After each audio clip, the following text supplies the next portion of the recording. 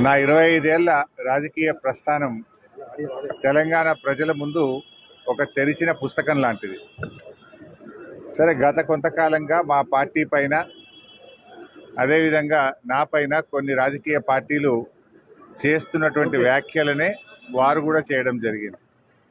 అయితే ఆ వ్యాఖ్యలు వారు ఎందుకు చేశారో అది వారి విజ్ఞతకే నేను వదిలేస్తున్నాను.